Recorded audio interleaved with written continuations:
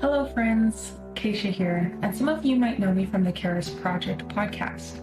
So today I want to share with you a few updates of things that we have going on and how you can be a part of helping us going forward.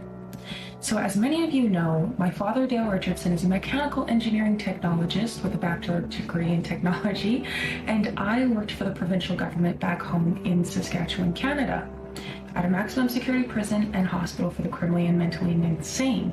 Now, as many of you know, we were exposing the improper contagion mitigation procedures for the COVID pandemic in early 2020, and likewise, how that relates to human trafficking, treason, and election interference in Canada and the United States. And this is precisely why the Karis Project has filed petitions for redress of grievance in the states of Texas, Colorado, and Michigan, as well as the province of Alberta in Canada. Now, it has recently come to the attention of the Karis Project that there was a mother in Colorado who was punished by the courts for trying to protect her children against a predator for being sexually abused and brutally attacked by the father. She's now going to jail and serving time for trying to protect her children against the evils and the corruption that we have all seen the last few years. Now, this is the same thing that we are seeing with Alberta's Minister of Health, Ariana Lagrange, who would not take the necessary actions to protect children from being sexually abused by convicted pedophiles and continuing to allow them to practice in the province of Alberta. And their licenses are currently being protected by the Alberta College of Physicians and Surgeons. Absolutely horrendous, if you ask me. The failure of our governments to bring these petitions to the floor have directly affected patriots like Tina Peters in Colorado, who are being politically persecuted with complete impunity, by the way, while convicted pedophiles are being protected. Here at the Karis Project, it is important to us that we the people are able to take our rights back and use our God-given constitutional rights to be able to expose the evil going on in this country and hold politicians accountable. We need especially the strong men to take charge in supporting the Karis Project's action plan financially in doing the work of holding the government accountable to protect our rights. And if you guys know me, you know already that this is my favorite quote, and so I'm going to leave it with you here today, because the most important thing that we need in this country right now is strong men. And I, as a woman, know just as much as anyone else just how valuable and important it is for us to have strong men leading our country to success. And so I'll leave you with this. The greatest want of the world is the want of men. Men who will not be bought or sold. Men who in their innermost souls are true and honest. Men who do not fear to call sin by its right name. Men whose conscience is as true to duty as the needle is to the pole. And men who will stand for the right, though the heavens may fall. So, my friends, you've heard all that I've had to say today and the importance of the same. As you can see, we have people, strong patriots, and women standing up for what's right and being completely destroyed. Politically, financially, we have good women in this country, good mothers whose children are being completely abused and taken advantage of within the system and even within their homes. And nothing is being done about it. Now is the time to take a stand. The Karis Project has an action plan, and based on all the experience that we've had throughout the years, we have the ability to teach people how to get this done. We need to work together in a time such as this, because our time is limited. Elections are coming up, and something needs to change. The definition of insanity is doing the same thing over and over again and expecting a different result.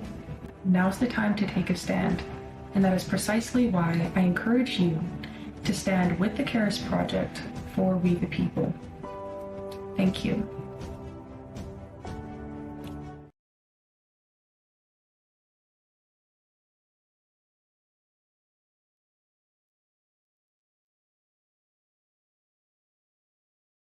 Okay, so hey everybody, welcome back to the Karis Project. What's good in the proverbial hood? Um, the my dad is muted. If you guys can unmute him so we can hear what's going on there. My dad, we got Val here, my dad, and of course me, your host. Thanks for joining us, guys. My dad is down in Saskatchewan right now. They're still muted, Granny. He's still muted. I can't hear anything. I see your fingers. I don't hear anything. My dad is down there in Saskatchewan campaigning for the Buffalo Party. And we're going to talk about some of the things today and hear what some of the people have to say. Granny, I can't unmute you. I don't know. Okay. I guess she'll figure that out. But as you guys can see there, they're talking to some people in Saskatchewan and getting the word out for the Buffalo Party. So that's great. And if you guys are down there, go out and support my dad for MLA and the Buffalo Party. But thanks Val for joining us today. We're going to discuss some of the issues also that we're seeing in Saskatchewan and why my dad again is running, and why this is important for everybody in Saskatchewan, even Alberta. So go ahead, Val. How's it going? It's going great. I wish we could hear your dad. It looks like he's boots on the ground in the community. Yeah. And it looks like he's speaking with some Indians today. And Yes. That's important that we recognize our heritage as the government continues to claw back on rights and freedoms. And in fact, I just want to honor our Aboriginal veterans today. It's so important. It's a thankless service in Canada, and my heart breaks. I've been talking on international radio programs about some of the vets, our dear Canadian vets, which includes our Aboriginal veterans who often get overlooked. Some have come forward with reports of eating rats. They're surviving in Canada on rats. And it was recently brought to my attention from a correspondent who I work closely with. And she said it's a shame what veterans are expected to live on in comparison to what immigrants are getting from the government coming into the country. They're not able to survive. So when I hear reports of our dear vets eating rats, I have a real problem with the type of behavior that's coming out of Canada. And behind the scenes, I've been working and monitoring very closely the election interference that is on schedule, loud and proud, coming out of Alberta. I don't, maybe in a bit we could talk about that, Keisha, unless you want to get into it now. But I'm following this developing story because Trump, it sounds like, is putting his foot down when it comes to election interference. So I am looking forward to hearing what people on the street think of this. What do they want to see happen when it comes to Canadians interfering in the election, specifically when we have leaders, politicians. There's actually rules, and so I've been looking into that kind of behind the scenes on what might be happening or should be happening when it comes to Canada's role in outwardly loud and proud interfering with the U.S.'s election. Because they know that when I go down to Regina, Yes. I will go there. And now we can hear my dad. So I guess so let's listen in. We'll come back to stay there, but I want to make sure that justice is served. Exactly. And we get jobs back in this province. Awesome. There you go, sir. That's awesome. Welcome. Maybe I will vote. Can I have what you handed to her? Oh yeah. That's awesome. That was just so full of shit. That's why I stopped Oh, voting. yes. No Yeah, matter. like they promise you the world, and then they take it away from you. Here's my card, and I'll give you the Buffalo Party card so you can look up. That's awesome. But yes, they promise you everything. I just want justice. Yeah. I just want to go away and raise my family in peace. Yeah. I don't want to run for Fox. I don't want to do this. I like building stuff. Right? I like to leave my door open without having to lock it after you come into your Yeah, we used to be able to do that in Saskatchewan. Everyone left their door open. Nobody cared because you were going to get shot if you try to come in. Yeah. We got to take our country back. Yes, we do. And Amen. We have the message to those guys in Regina that we're not taking. Right? Exactly. And that's really it, because they want to push people to do something stupid, but we have the law on our side. Yeah. Right? And the guys in the States, they all thank you for bringing this information. We didn't realize how bad Canada is. Like, yeah, they're selling out. Yeah. Not worth Yeah. it. No, he's not. He's working for himself. And Mo is pulling the line and covering for him. Well, so is the NDP. Yeah, all the parties. They're all the little puppet on the string farm. Has no power to start criminal investigations. Look at our constitution. The province and Yep. the have exclusive control over the administration of justice. And having the RCMP contracted, that's a violation of the Constitution. Yeah. We're going to get rid of the RCMP because nobody can control them. No. No one. They're Trudeau's brown shirts. Oh, exactly. Time for them to go. Yeah. Right? Exactly. So we're going out. I have to go out because they're trying to shut me down, but I'm walking out talking to you so that I can let them know that they have another option and we'll go and work for them. Yeah. And we'll bring this out to light. Exactly. All right. That's what's up. That's what's up. So, this is awesome because you know what? We do need to get so Dad, Granny, do you want to just give us a little rundown of what that was? Because we had some of it was muted. I couldn't really hear everything. So we went and talked to some people here, and they did not know about the Buffalo Party. You got to point it this way. They didn't know about the Buffalo Party, so we let them know about the Buffalo Party and what they're doing here because they're tired of what the government is doing. And when I showed them the video of the arrest, they were disgusted because of they're not working for us. And both the NDP and the SAS Party with Scott Moe, they're all doing the same thing, right? And so we want something that government that works for the people, right? And so they said that when they heard what we stood for, they're like, we will vote for you. That's awesome. And Dad, are they Native? No, they're not. Oh, they're not. One of the girls looked like she was Native. They said that the Native people should have, the law-abiding Native people should be able to have their firearms on the reserves to protect themselves from the gangs. That's right. Because the Natives are the ones who suffer the worst from these firearm bans. Because if they can't have guns to protect themselves from the criminals on their reserves, who's going to protect them? The RCMP. Right. The farmers, they're not getting protected when the criminals come there, right? Because the farmers live there, have the problem with the natives. But what about the natives that are law-abiding on their reserves? They can't protect themselves. That's right. Right? So tell us where you are right now in Battleford. You're in Battleford, innit? We're in go ahead, Bob. Walmart in North Battleford. Hey, man. Okay. You voting in this election? No. How come? Don't care. Really? You go first. Good. If you don't like, you want to hear about what's going on here? Okay. So what are you saying there, Val?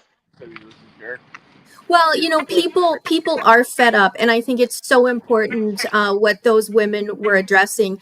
Whether you're living on the reservation or you're living at home, her concerns are my concerns, and we are one united voice. And I think now is the time for Métis women. I think now is the time for Indian women.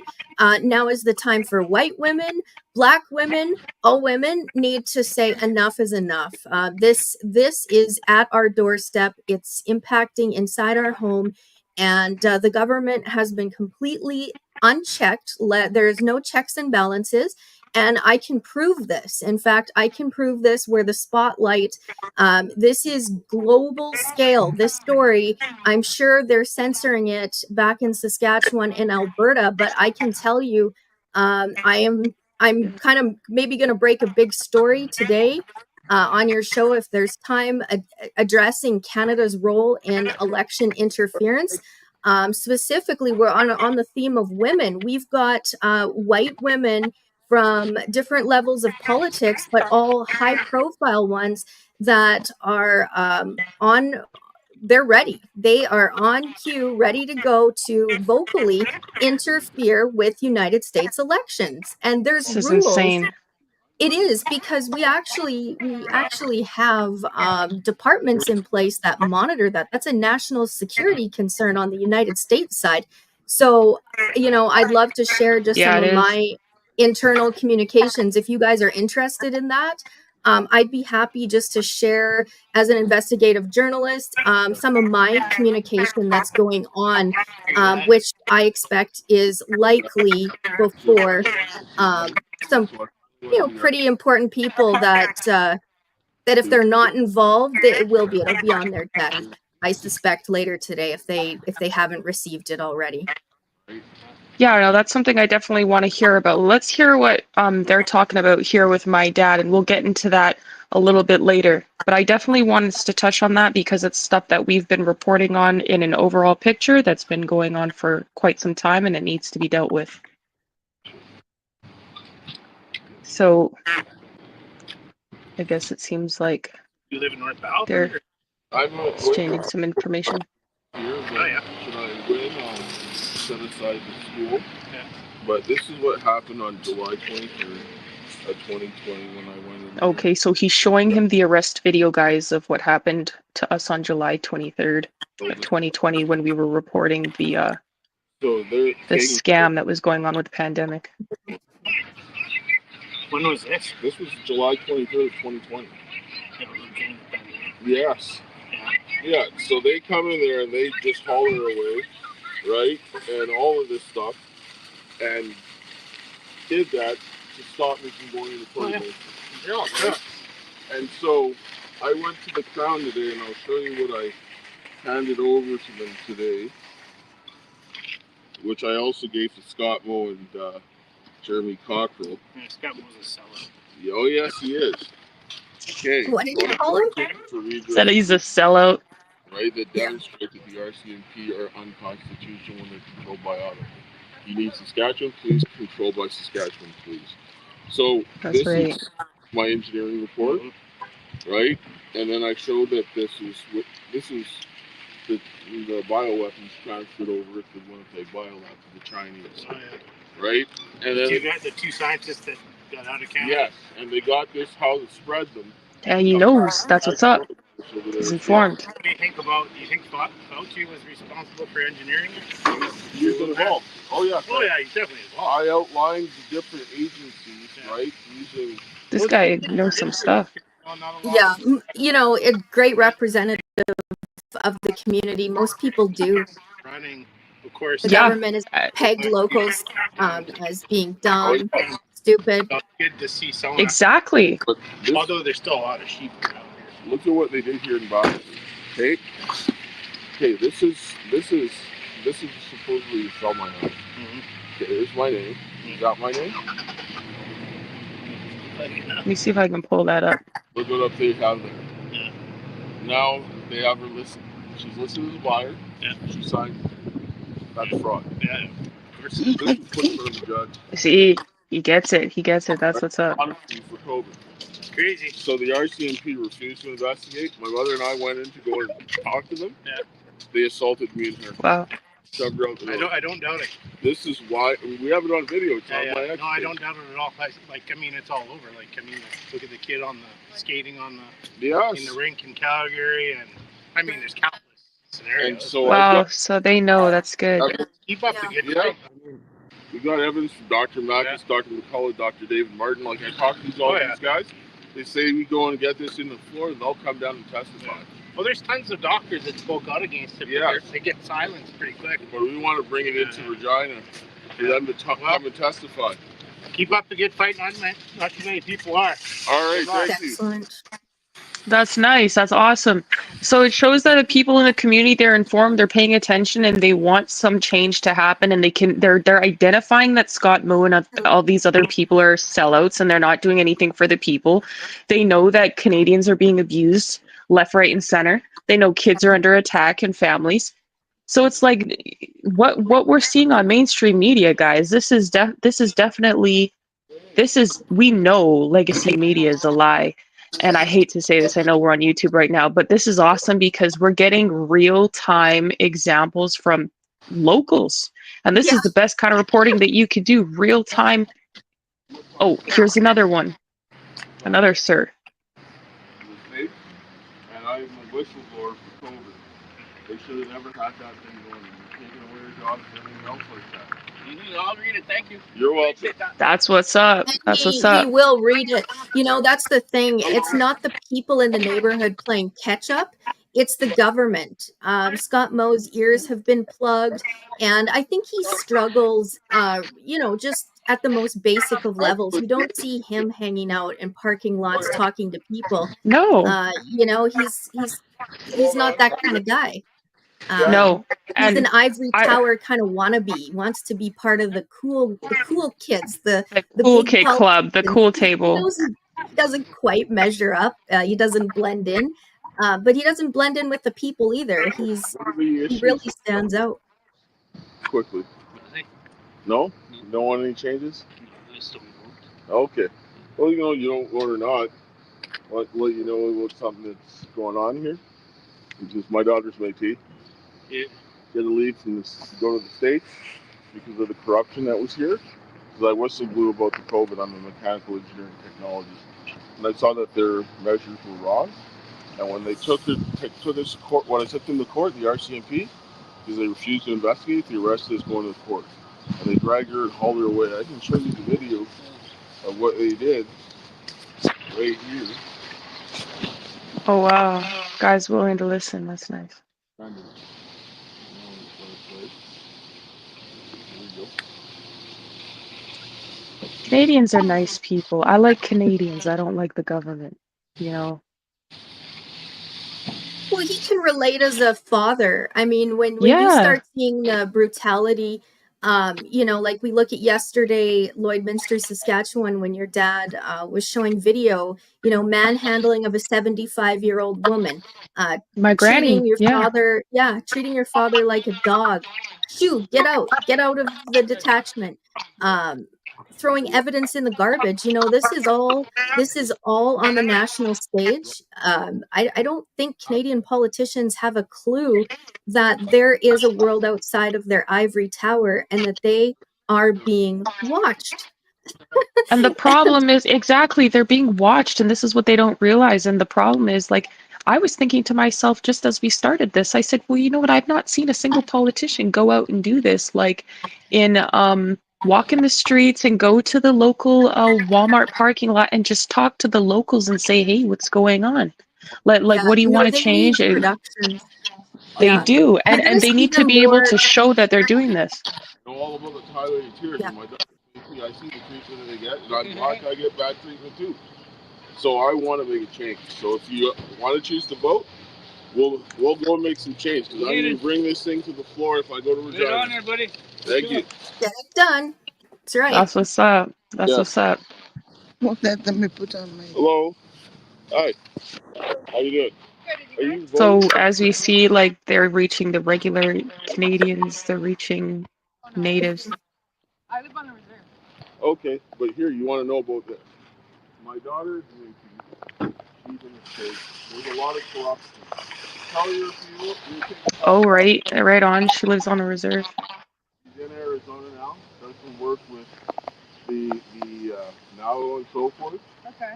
I'm running for the Buffalo Party because I want to make some changes because the corruption that we have is ridiculous. And I know that there's two different kinds of justice, and we want one set of justice for everybody. Okay. Everybody should receive the same and equal treatment. Right? Yep. And let them know and spread the word. Okay. Oh, look at this. Thank you. You're welcome. Wow, she's nice. You know, it makes me kind of miss, you know, there's like I said, Canadians are good people. The government is corrupted right now. And not everybody in the government is evil. That's not possible. You know, there's good and bad people in every level of government. But the people, when you go to the people, you see this empathy and compassion and that commonality where you can really just sit down and have a conversation with people and they're really willing to hear you out. And of course, there's some jerks out there, but you know, like this is the stuff that I like to see and that I enjoy doing, going to the people and having a conversation with them. That's what is meaningful to me. Like you can see humanity that way, right? We don't see humanity when we have these ivory tower people, like you were saying, Val, all in their own groups having these conversations together. It's like, okay, well, where's the people? You serve the people.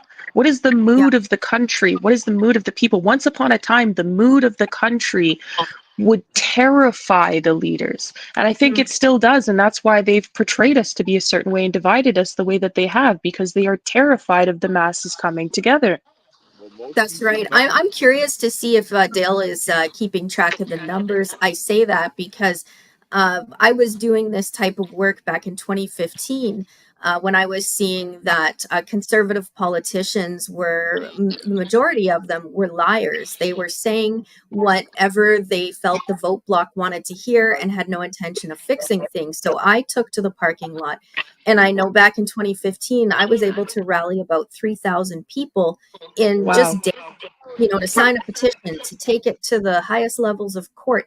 So I really believe in the foot traffic of what Dale's doing day in, day out. Yeah. This is a true picture of what life in Canada looks like. You don't see people pushing carts full of groceries out of the store, just the bare minimums, the necessities. And this is in Scott Moe's. This is in Scott Moe's, Saskatchewan. We don't have wealthy people there. We're not like a Scott Moe, collecting a big government paycheck. People are just in survival barely mode. making it. And yeah, and you almost forget because it's this temperament. It just keeps getting worse and worse and worse. But it's exciting that the Buffalo Party is a party for the people and made of the people, and it's for all people. And this is where there's many that watch these broadcasts that are just, coming out of their shell. They're saying, I'm not alone. Now I can stand up. And, you guys are 24/7. People can get a hold of you, report, doing the job of a politician. That's what Dale's doing right now. He doesn't need a title. He's out there getting the work done. You don't see a Scott Moe out there. Do you think that there's some issues? Shout out to my drink, guys. I'm a little sick, sorry, so I'm sipping away. But no, you're right 100%, Val. And you know what teaches you this?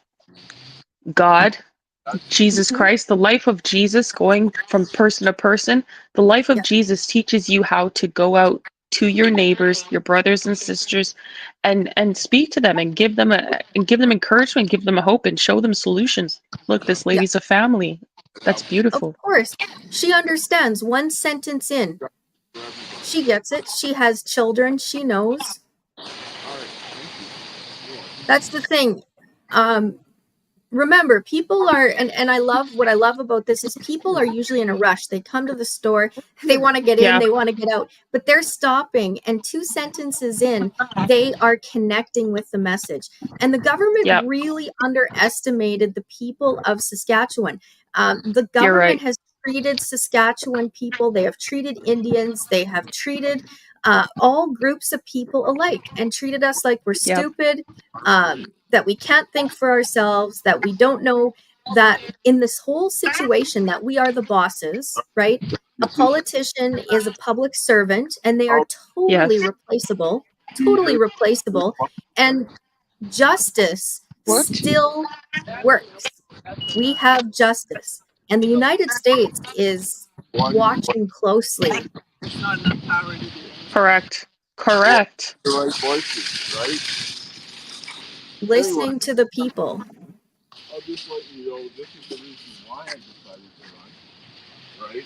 Because I'm a parent. And these are people of all ethnicities, but Canadians, right? So this is very nice to see. And I uncovered, I'm a mechanical engineering technologist, and I do work with HVAC infection control. And the government did not do them properly. And they could have avoided a lot of harm done to people. The stuff that they impacted, they put on the schools that helped, that put kids' education back, and all of these different things could have been stopped had they done things properly and they refused. And so because of that, I decided to go and run. But take a look at it and consider the Buffalo Party. If not, that's fine. Thank you. Yeah, See, this is nice. Great. They at least hear them out, take the information. That's nice. You notice that Dale is not asking, he doesn't have to ask for money. And underneath every person he meets is a huge network. Each one of those people. This year? Yep. Are you? I'm running in the election. Oh, really? Yeah. Oh, good for you. What are the important issues for you? Probably healthcare. Okay, what about healthcare do you think needs to be fixed? Just watch behind you or you're going to be part of it. All right, thank you. What do I need? I think long wait times. Long wait times for testing. It's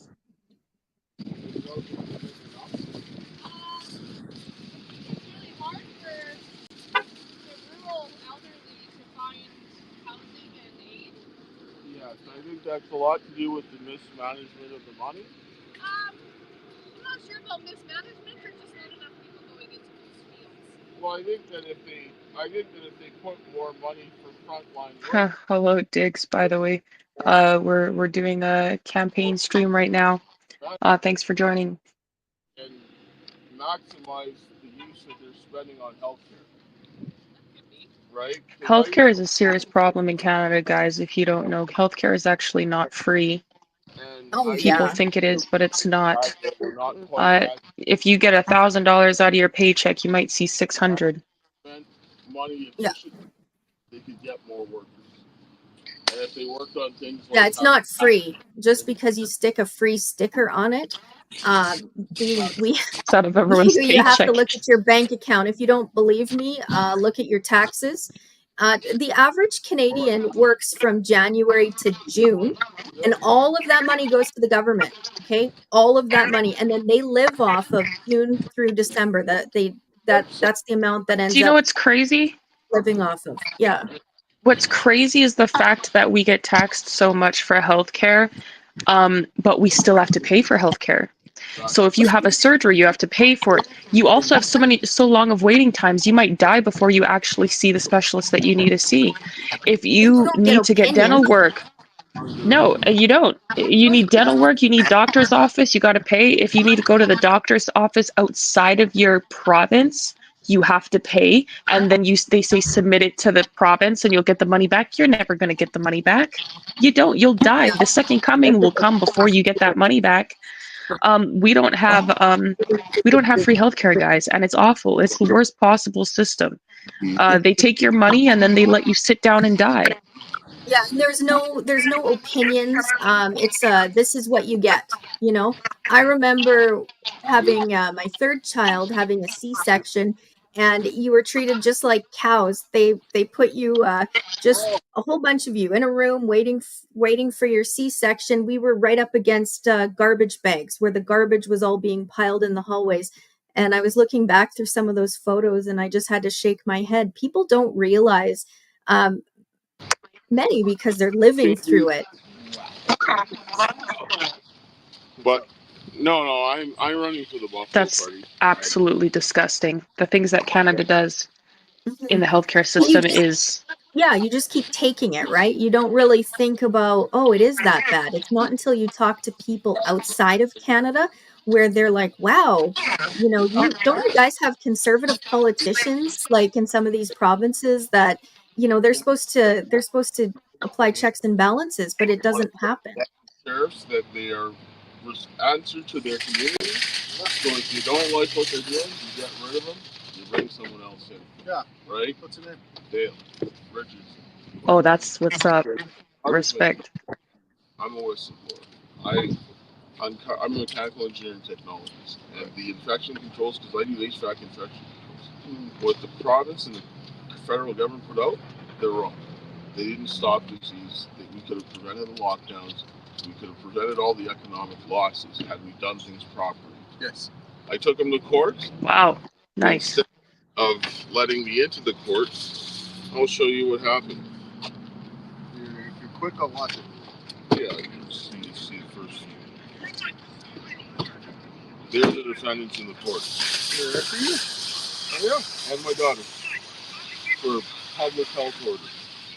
And this is July 23rd, 2020. Yeah, that's how they are. I know. Yes, and then they strapped me to a table, drugged me against my will.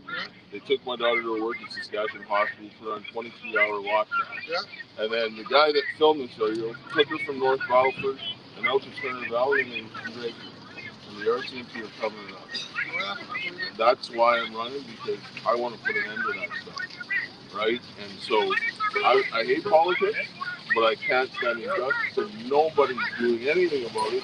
And this is why I'm running for politics. Well, you know what, man? I'll tell you now is that this is where bigger than me and you and the government, because it goes higher than that. Oh yes. It's all about control. Yes. And they'll fuck us till the very end. Well, yes. That's how they're gonna do it. And that's but I'm not gonna take it. That's the way. Well, then, you know what, man? You're gonna fight this war by yourself. That's fine. Because two guys can't stand up to a billion. No, but it takes the first person to stand forward, and others will come, right? Yeah, Man, the guy's discouraged. That's sad. Up and starts clapping, and then everybody gets up and claps, and that's what we need, is somebody that's going to stand up, and others will follow. Because there's a lot of people that are pissed off; they just don't know what to do. Yeah, exactly. I know. And I got kids. Yes. That's why I don't get involved in fucking politics, because it's a dirty game. Well, I came in, they took my kids. My youngest daughter, I haven't seen her for 4.5 years because they took away everything. Yes, but I'm not gonna let them take my kids, because you know what happens when you take fathers away from kids? Especially daughters, they get in their higher increase of being raped, getting into prostitution, drugs, and all that kind of stuff over my dead body. This is how they strong arm people, guys, by the threat of children, wanting people to keep kids safe. Yeah. I'm not asking to get involved in politics. I know, but like recording and everything like that. I said for me, I couldn't let them go trying to tape him. Because you're not spreading you're not stopping me. Yeah. So that could be my kid, guys. It could be your kid. But like I said, I'm with you all the way 100%. You already won me as soon as you start talking. If you want to vote, that's all I'm asking. What are you running for? The Buffalo Party, Saskatchewan. Okay, what's your name? Dale Richardson. Dale Richardson. Here, I'll give you a card too. I'm a voter. So, see, this is the thing, guys. Like, they know a lot of people, they have kids, and they're terrified that something will happen to their kids. In the States, she did some work with the Navajo and in Arizona. And so here's the Buffalo Party card, and there's the card with my contact if you have any questions and so forth, because we're going to take a petition for redress, and I get into government. That's the first place I'm taking it, and then I'm going to go. If the Attorney General won't prosecute under the criminal code, we can go and lay information in front of a judge, and I will go in front of a judge, and I will lay that information. I'll go all the way to the Supreme Court if I need to, and I'll call a press conference every time they do shade to let people know what they're doing, because we need to have people that are going to do what's right. Oh, so like how cops are pulling over race? You know what? Yes. I've been fighting the government as self-represented, and I had that happen a lot of to me documents. And I said to the police, Just need I the said, people. because I'm I black, can so show you're people doing how this to do it. Anybody wants to Do you guys? we have an action plan for people to start. Oh, wait. Politics. I made an observation. This is the floor because it's their obligation. Because I gave it to them. Best luck to you, brother. Thank you, man. I really hope that you get it. Yes. Because we need you. All right, thank you. Us people, All right, spread the word. Wow. Respect to that guy. You know what? Do you know what I love about men? When my dad tells men about situations, they're like, oh, are you asking me to get involved? This shows the mindset of men. When they hear problems, all they think is you're coming to me for a solution. And you know what my dad said? No, I'm not asking you to get involved. I have the solution. This is what I'm going to do. This is what I've already been doing. But here's how you can help. Help me here's the information, look at it, do what you want to do with the information, but also help me get into the office so I can go and put these things to the floor, because I've already been putting these things in place, and this is going to help progress what we're doing. So this is what I love, watching the difference between the way men and women operate, and also just seeing the way that the people interact. And that was a very wholesome interaction. It's the parking lot, like Val said. People are trying to get in and out, but they're still willing to listen and hear what my dad has to say. And they're connecting right away with what he's saying, acknowledging like what he's doing, because they understand very personally. And, the guy said, he's got kids and he's worried about about that, and that's typical for everybody. Nobody should have to say, I don't want to get involved with helping my community because I'm in fear for my children. Do you know what kind of place our country is at if our citizens, our people, the natives and the regular people are saying, I'm in fear for my children, for Right. to just Right. do anything to help my community? That's a really, we're in tyranny at that point. We've been. And, you know, shout out to Pierre Poilievre again for calling Trudeau out for treason. And word on the street is he's stepping down. In the name of Jesus, I pray it happens. He needs to be behind bars. He needs to be tried in the United States. Oh, yeah. And we're going to get into that a little bit later with the information Val has. What are you saying, Dad? No, I'm saying is that I'm getting ready to run in because I've got to go in and do some other appointments. But I just wanted people to see what was going on here. And a lot of people haven't been, you know, they're not informed. Hey guys, are you guys voting in the election this year? What? You voting in the election this year? Yeah. Are you going to vote in the election? I don't know. No? No. Here, you should take this, man, because this is the reason why I'm running. But this is the reason why I'm running, because they're standing up for the people. Okay. All right. So people are not informed. A lot of people want change. They don't know who to vote for. Right? I've been shut out of getting the proper platform because people don't want to have the options. When people hear the type of person that I am and what I've gone through to go and stand up for people, they're like, we need people like you. Yeah. Right? And this is the type of thing that it is. Because I'm at the point where I don't care anymore. They've just, the government and these criminals in government that decide that they don't want to work for the people, they've taken everything I have. They've destroyed my family.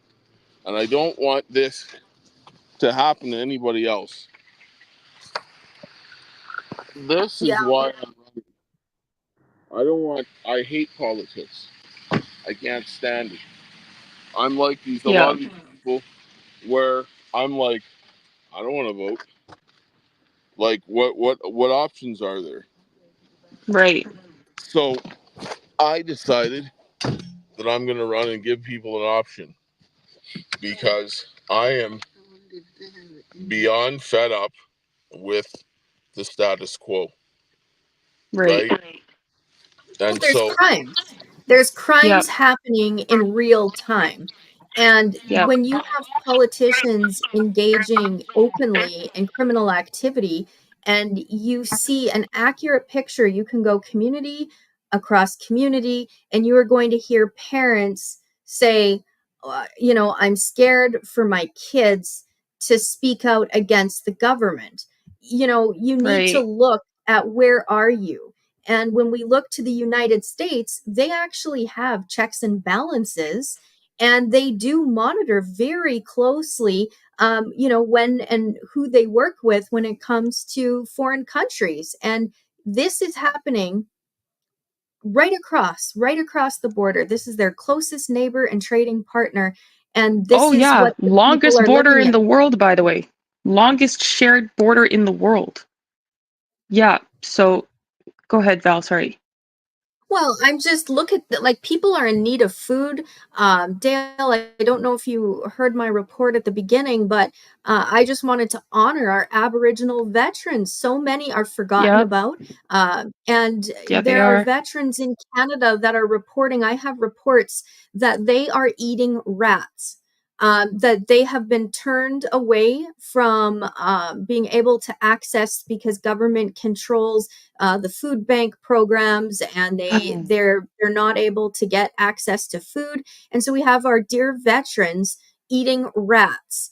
And so this is really a big problem in Canada, that this is going on. And I think it's really important that some proper paperwork get filed, that these people's voices and just this, I love this grassroots approach, Dale, of going to a parking lot. I'm seeing I'm seeing families with empty carts. You know, their carts aren't full of made in China junk. You're seeing people come out with one bag of something, and a dollar store is a really good place to hit.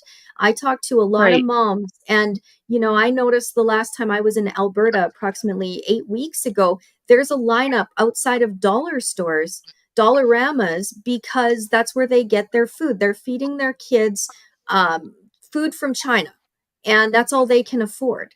And there's a lineup at the dollar store just to try and get some wieners or some, like I said, Chinese food that it's not local, it's not homegrown, it's not healthy, but it's all that they can afford. So, you know, we are the have-nots. Like, you know, gone are the glory days. What are we fighting for? We're fighting to get food. We're fighting to maybe get some health care. It's not even health care. It certainly doesn't come with options or solutions. It comes with just a top heavy awful system that does not work, and people are in pain. They haven't been to dentists, like it's just so sad. It's so sad, the quality of life going on in Canada. It It is. is. And people, when I showed the people the documents and showed them the fraud, they were disgusted. And I'm like, I took this to a court. This was taken to a court, and people were like, what's going on? Right? How can you go ahead and sit down and say that this is acceptable? Right? Everybody, pretty much everybody I talk to, they're aware of the corruption, and they're Yeah. sick of it, Yeah. but they don't think that They don't know what to do.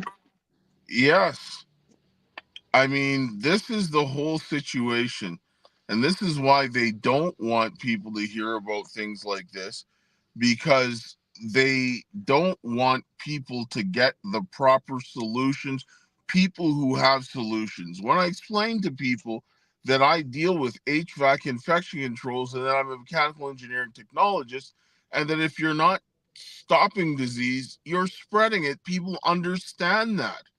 And Right. that could have prevented the lockdowns. Like when I talked to a guy earlier, I told him, I said, the first round of lockdowns, the average small business in Saskatchewan lost $156,000. And this was reported on by the CBC, right? This was in 2020. You know how many jobs and businesses are gone for good because of something that they did not need to do? And then the people that did these things are refusing to acknowledge it. They're refusing to fix it. And they're like, oh, but we're just going to say these things and elect us again because we're better than the alternative. This is No. absolutely out of control. It is insane. It is nonsense. And you need to have people that are going to do what is right. And this is what we're not getting from the status quo. We need to send a message and tell people that we're not going to take this anymore, that we want options, that we want change, and they want to smear us as conspiracy theorists and all this kind of nonsense. But it's like, no, I'm actually following the science. Engineering is a very, very specific science. It's an applied science. It's not theoretical. All these guys that do this pie in the sky theory, that's fine. But we have to take those theories that people use and make them work in the real world. So this is very different. And when you see something in engineering, it's because it replicates something that already works. There's a whole whack of testing that goes along with it before they can actually put something out. It has to work. But when you take something Right. that works and you don't make it any work anymore, or take out a big important part of it and say, well, this works, well, you're lying. It's that simple.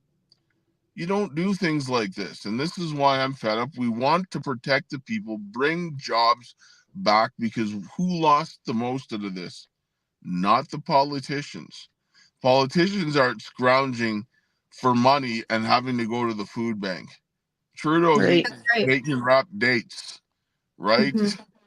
He's not struggling trying to go and feed his family of 6 on 2 bags of groceries. He's not doing that. In And fact, he used our tax dollars, I think, to buy another house for his wife when she was separating from him or something. Like and he something got like that. They go ahead. and he got way richer. Look at all these guys like got way richer from politics. How does that happen? Well, and I think that's why it's so Yeah. important, you know, when you come to, can you trust a politician? Because that's what's happening right now. People are fed up, they're discouraged, but they're ultimately, they're weighing the option out, saying, who can I trust?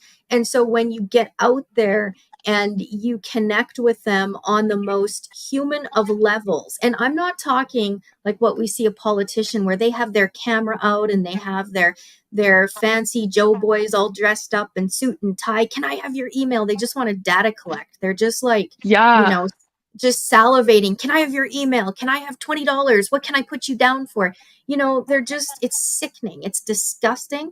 And people are over it. They can see through it. And if there was one thing, Dale, that I hope that you can challenge some of these bottom feeding politicians in Saskatchewan, where it's just infested, is here's the secret. This is one of the biggest secrets in politics. You do not need a title to make things happen. So when you hear Right. these guys, you know, these old guard, because they've been there forever, oh, we can't do anything. We can't touch your issue now, but just elect us. Just bring all your network, all your friends out to vote for us. And then when we get in, we're going to be buddies. We're going to do this. And they never do. They blow you Nope. off. They absolutely blow you off. And they're just like an abuse. It's like being in an abusive relationship. The It only time a is. Canadian politician Stockholm wants to syndrome. come, yeah, the only time they want you for anything is when they need money.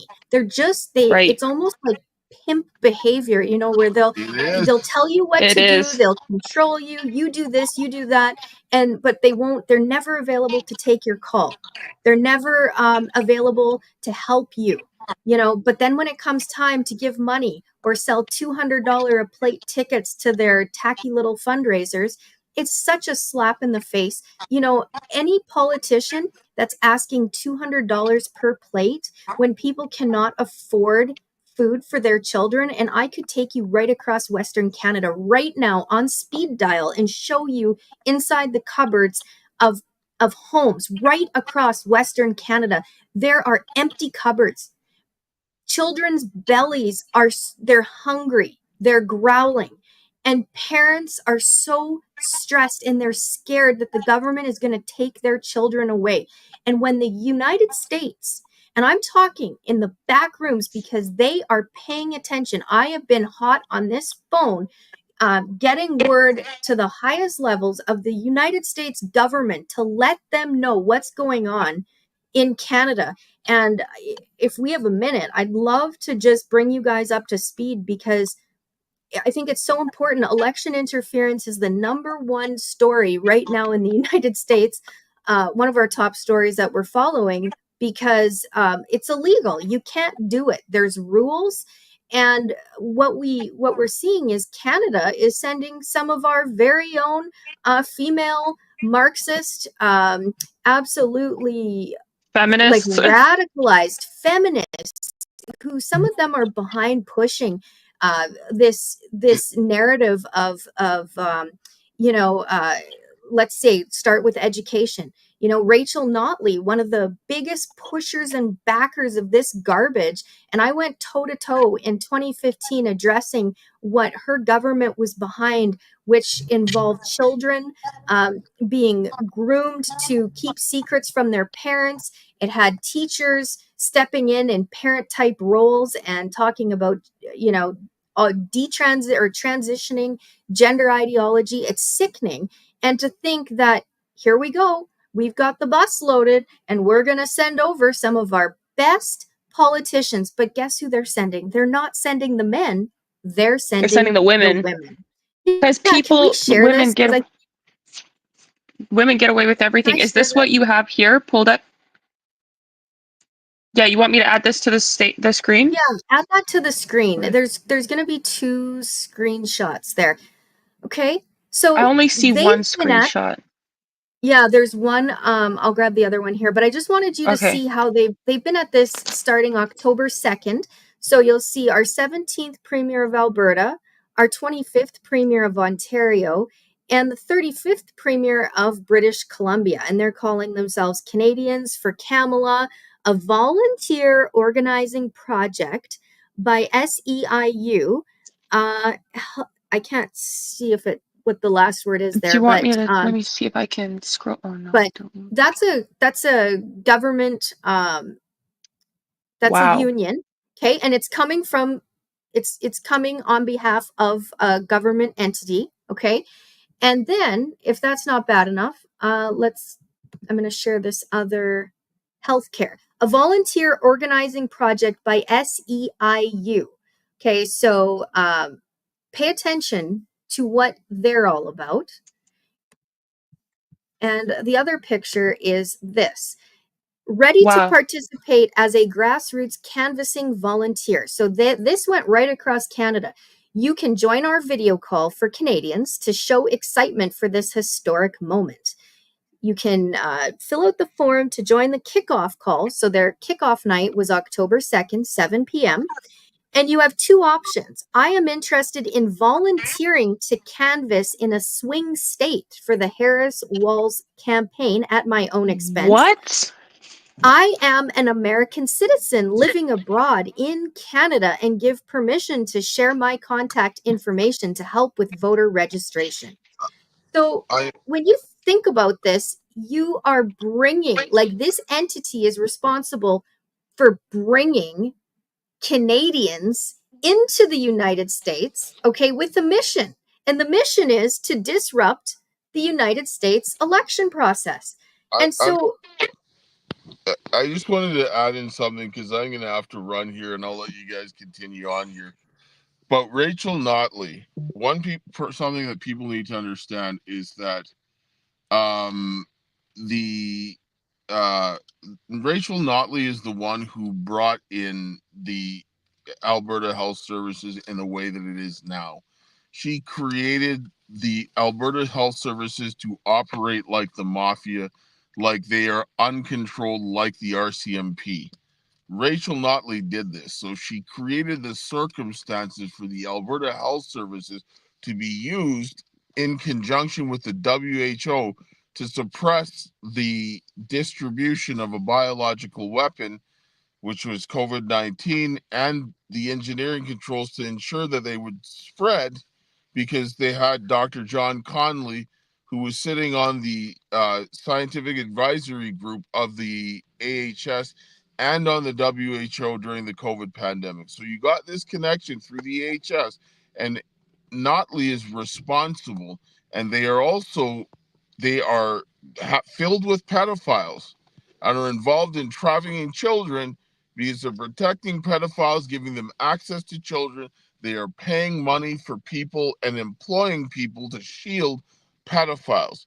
Now, Notley, this is the person that is like Trudeau's right-hand man in Alberta that towed the line for him to set up the stage for this. This is the person that they are pushing into the United States, that are saying that they're getting to support Kamala Harris, is a person who has created all of this mess for Trudeau. That is who you have right there. I'm going to get off here and I'm going to sign out now because I've got to go run for some meetings.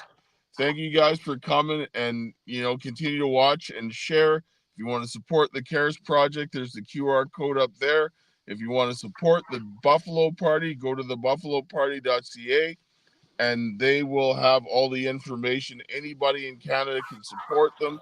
We need to get the support because we want to make some changes. And the Karis Project has the action plan for the people. We have the action plan ready for Alberta and Saskatchewan.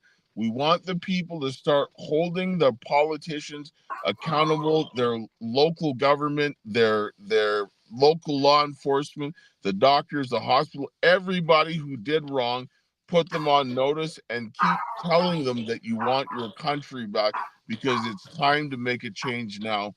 Thank you, guys. I got to run. I've got more stuff to do on the campaign trail. Thank you for getting it going for me. I'll see you guys later. All right. All right. Check.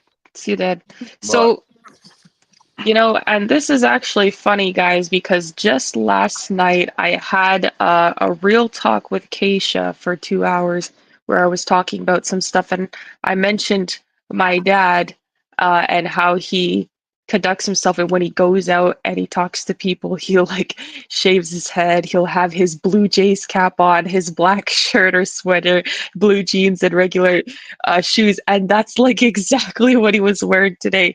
So the Black Bunny hug was the Karis project thing. So I think that's really funny. I just think that's really funny. He's just he's a regular guy that's trying to help his community. And I think that's what we need more, just regular people who are a part of the community that want to see a difference and they want to be a part of that. And that's really what it is. We, the people, are going to be the ones that make that difference, right? And, you know, it doesn't get any better than that. You need to know that people have a skin in the game, right? That you have a stake in this because, and I guess that's what's important.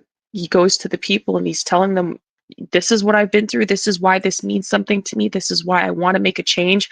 You know that there's an incentive for me to actually make sure something gets done because my family's personally suffering from these problems just like you are. Not these people that are right at the top, they're eating from silver spoons and they're just like, they don't care. Like my dad said, bacon wrapped dates. Anyways, though, guys, let's get into, we'll wrap it up here probably soon, but I want to get into some more of what Val was talking about here with this Canadians for Kamala thing, because this is insane to me that they're actually bringing Canadians over here and sending out these pamphlets for them to come over and help with the actual Canadians help with the election. Like, this is insane to me. Well, and there's 2 boxes to check. So it's saying, your second option there is if you are an American, here, just let me zoom in on that. If you are an American citizen living abroad in Canada and give permission to share my contact information to help with voter registration, you have the option to click that box. But the first box is, I am interested in volunteering to canvass in a swing state for the Harris-Walz campaign at my own expense. So they are openly asking you to break the law.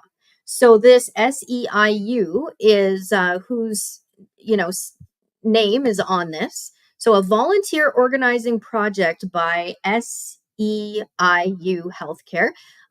So I'll let you know, you can do your homework. You can do your homework on that. But I think it's important just to note that this is a crime. Okay, this is a national security issue because this is breaking a law and somebody is responsible for doing this. And I at this point, I'm starting to monitor. I'm starting to keep track because this is behind the scenes where I expect things to be happening. For instance, diplomats to be involved in having discussions. What about the U.S. ambassador to Canada, David L. Cohen? I have not heard anything from him yet, but I'm thinking he would likely be involved in any high-level diplomatic discussions between the U.S. and Canada, given the fact he serves as the primary representative for U.S. interests in Canada. He's obviously going to have an opinion on this, so we want to watch for his opinion. And it's almost Thursday, so I'm thinking the Assistant Secretary of State has likely been CC'd on this, given the international scope. And a specialized engagement and accountability department. Do we have one of those? US side. So a specialized task force needs to happen right now. And I think advising Secretary of State for the Western Hemisphere affairs on how to get a handle on this dumpster fire should be top priority. So if those people have not been CC'd on this yet, it's time to play catch up, or we're going to have to start direct one-on-one communication, knock on some doors to try and get some answers on where this is at. I personally think that special envoys or task forces they must be popping up behind the scenes, because election interference is happening all over. And we used to hear Russia, Russia, Russia, and now it's Canada, Canada, oh, Canada. Well, you know what? And sorry guys, my phone just it just shut down. Like unannounced, it just shut down right now. So I guess we're talking about something real serious because I have no idea why it did that. So we've got to be, I guess we'll see what happens here in the next few minutes. But no, we've been telling people for the last couple of years that Canada is one of the greatest threats to the United States. As a whole, like for election interference and everything, not just that, like the trafficking, the treason. And a lot of people don't understand that. It's like, okay, well, if you look back at history, and I know a lot of people have been talking about it now since the Karis project been speaking about King George the Third and Queen Charlotte of Mecklenburg-Strelitz, Germany. Their union actually made Great Britain to the United Kingdom.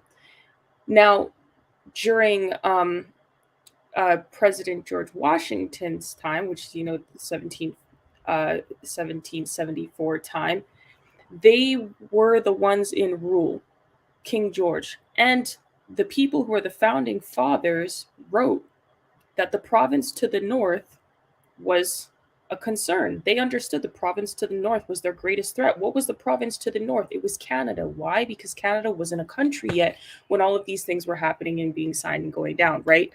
So you have to understand, if they understood back then that the Crown was using Canada as a proxy war against the United States, they would continue to do it now. And I reckon that is even the reason why Canada was not formed as a country yet, and it remained a province to the north and a piece of the Crown, because then they had more sway in doing things. Because why? A lot of our treaties signed between that involve Canada is actually between the United Kingdom and America. The Jay Treaty being one of them, which means that when it comes down to having authority and control about how those things operate and function, like going forward, even today, it means the Crown has the only authority over it because Canada wasn't a country. They were all subjects of the Crown. So that means Canada's a sitting duck. I used to say since I was a kid, Canada is the Queen's favorite child. And now, obviously, King Charles or George, which is funny. It's actually George. But now, I used to say all the time that Canada is the Queen's favorite child because it accomplished all that the Crown aspired to do, just more quiet and with more Stockholm Syndrome.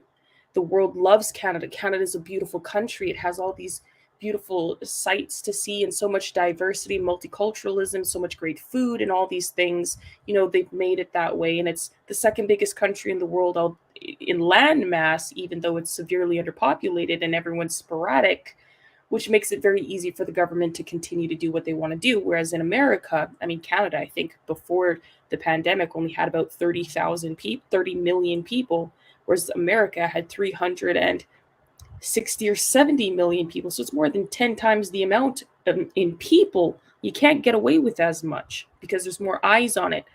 But this is how the Crown is getting things done. And then now you see these pamphlets of things. Now you bringing people from Canada into the United States with the sole intention to sway an election. Now, it's different when you have evidence and you're coming with evidence. Like we are bringing forth evidence saying this is what's going on with interference. This is what needs to be done. They are recruiting people. And this is not new.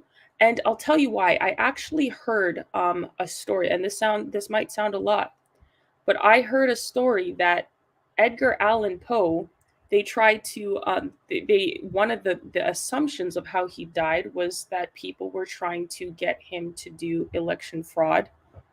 And they had groups of people that would go around beating people up and forcing them to vote in multiple places for election fraud. You go throughout history and you start seeing a plethora of consistencies that are statistically impossible, right? And so a lot of these things need to be looked at, and that's just one small example. That was a theory, right? But the fact that that was even a theory tells you that this has been going on for a very long time. This type of election interference where people conspire and they recruit and they'll do anything to make sure that they get the desired outcome that they want. What benefit does any Canadian have for Kamala to go in office? There's no benefit to a Canadian for Kamala to go in office. And I'm not saying that makes it any better. I'm just saying there's no sense to the interest, especially with what Canadians are dealing with right now. Well, and to be clear, you're being asked to break the law. And that's not on the poster.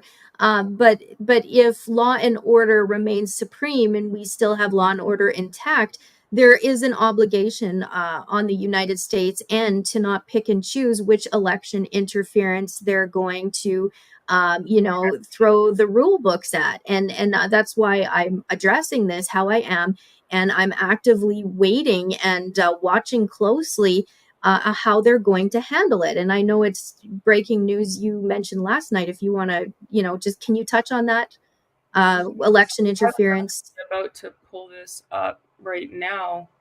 Hopefully my thing doesn't die on me like the other thing. But here, I'll pull it up because it seems that Donald Trump has filed some things. And I don't know how it works if they're actually Americans, but even still, the actual party being involved in doing this is strange.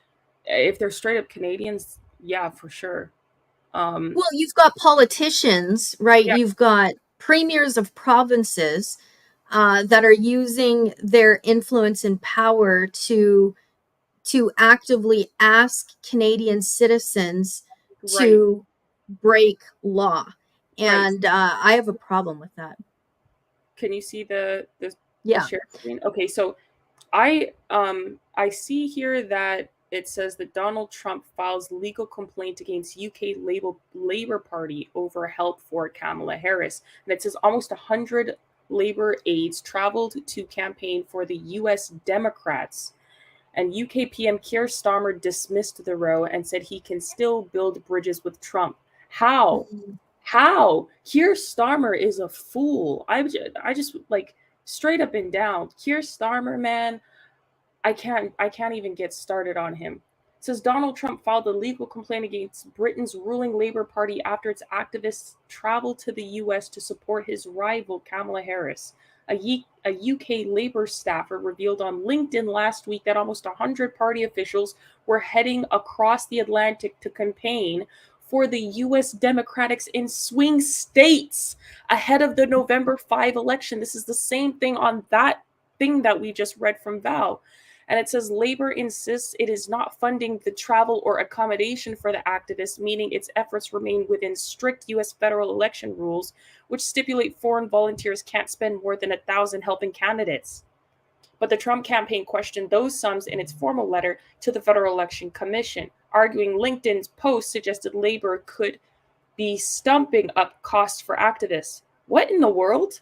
Those searching for foreign interference in our election need to look no further than the LinkedIn post. What is even LinkedIn at this point? Said the letter from Trump campaign lawyer Gary Lefkowski. The interference is occurring in plain sight. Lefkowski demanded the FEC launch an immediate investigation into the matter. What is LinkedIn? This is the weirdest place I've ever seen in my life.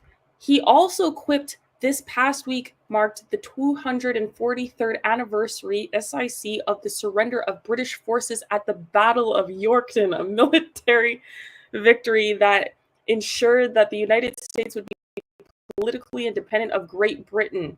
Oh, Lord. It appears that the Labour Party and the Harris for President campaign have forgotten the message. Oh, snap.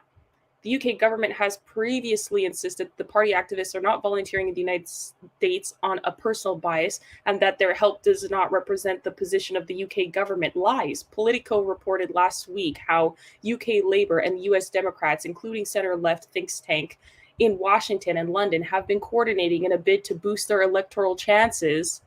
It is common practice for campaigners of all political persuasions from around the world to volunteer in U.S. elections, a UK Labour Party spokesperson said Wednesday. Excuse me? Where Labour activists take part, they do at their own expense in accordance with laws and rules. So because it's at their own expense, it's not a crime.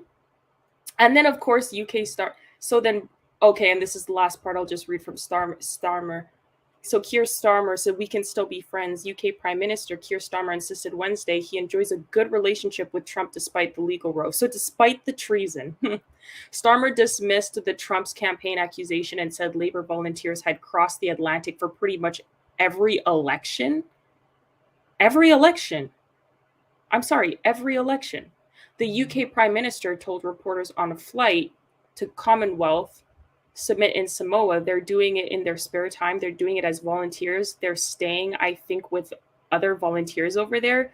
That's what they've done in previous elections. That's why they're doing in this election. And that's a really straightforward. Starmer, who had a 2-hour dinner with the Republican candidate in New York in late September, denied it risk jeopardizing his relationship with Trump. I spent time in New York with President Trump, had dinner with him, and my purpose in doing that was to make sure that between the two of us, we established a good relationship, which we did, he said. Well, I don't think it's going to last. We had a good, constructive discussion, and of course, as Prime Minister of the United Kingdom, I will work with whoever the American people return as their president, he added, except you're doing the opposite. That was echoed by British Defense Secretary John Healey, idiot, in London Wednesday. The cabinet minister faced questions from the media as he talked up what was meant to be the main event of the day, a fresh UK defense pact with Germany. Any individual Labour supporters who are over there in the US being part of the Democratic election campaign are there in their own time. They're there at their own expense. And if they've gotten accommodation out there, that will also be provided by volunteers, Healy said. It is very different to the determination of the Labour government to work with whoever the American people elect next month as their president, he added. What is actually going on? What is actually going on? Well, we're talking about election interference and the laws that are in place. And I just want to touch on the FBI's role in this, because the FBI in the United States, they have resources right on their own website regarding election crimes and security.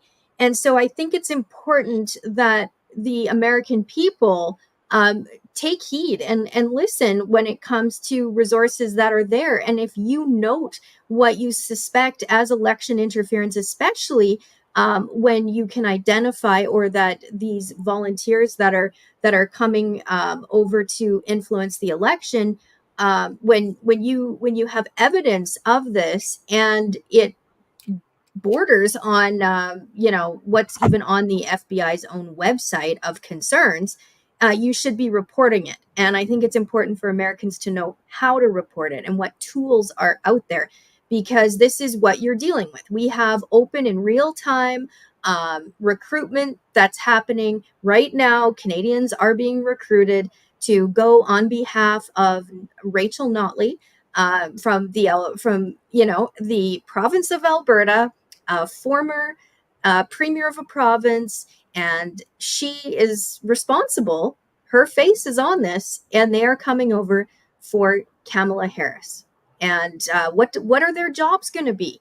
And I really hope that Americans are paying close attention. We know the locations are going to be swing states, and really monitor what's happening and put the pressure on the resources that you have in your country. I'm a firm believer in law and order. I will stand with our law enforcement and these agencies to a fault, and they are there for a reason. And this is an opportunity for those in the back offices who don't get the credit that they often deserve to rise up and say, yes, we do have laws in place.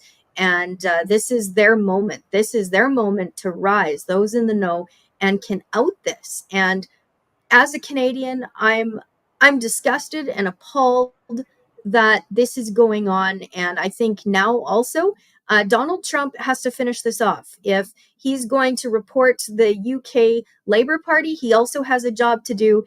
And I have been addressing this and making calls, and I'm sure by now it's reached his desk. If it hasn't, and he's just hearing it for the first time, well, you're playing catch up, and there is serious election interference underway coming from Canada right now. So be aware, and we need to rally as one and expose this. And I also want to see if some of these task forces are up, and what do they have to say? What does the Department of State have to say about this? I mean, they have agencies there that are tasked with monitoring of election interference. I mean, we only need to look at the last election, and all we heard was Russia, Russia, Russia, Russia. Now we're not hearing Canada, Canada, Canada, but we better. I don't want to hear crickets. You have an obligation to let the people know who's interfering from a foreign standpoint. You cannot choose, you cannot cherry pick who you're going to go after. Rules for all. That is law and order. So I just want to give a shout out to our agencies and to all those on the inside tasked with this problem right now. Please stand and rise and do the right thing.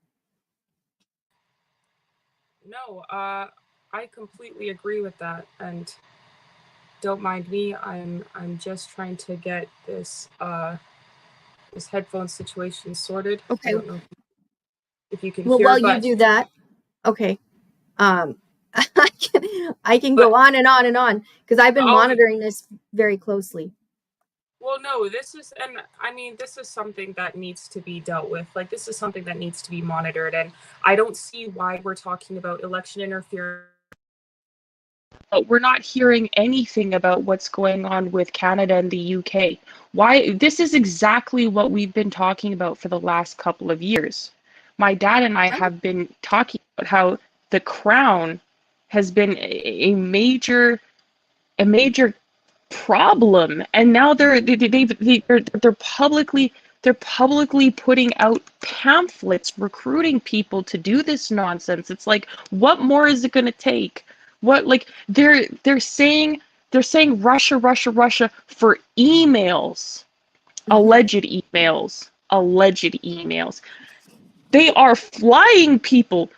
How do you know that they're actually coming on their own dime? Just because they say they're coming on their own dime doesn't mean that. You think that Canadians and people in the UK, everybody who can't afford food, people who are like stabbing people for $5 in East London, those are the people you're recruiting to come to the US for swing states?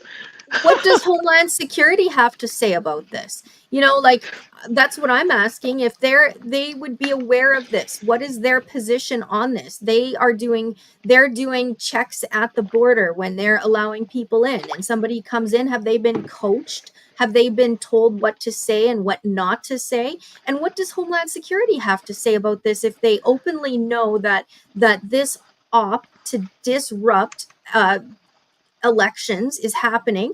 Have they increased security? What's their official position?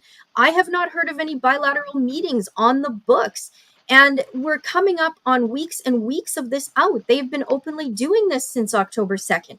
I'm wanting to know, like, what kind of task force has been launched? What is the Secretary of State saying? The FBI, the Pentagon, alongside our Canadian counterparts? Who is at the table? Who is at these meetings?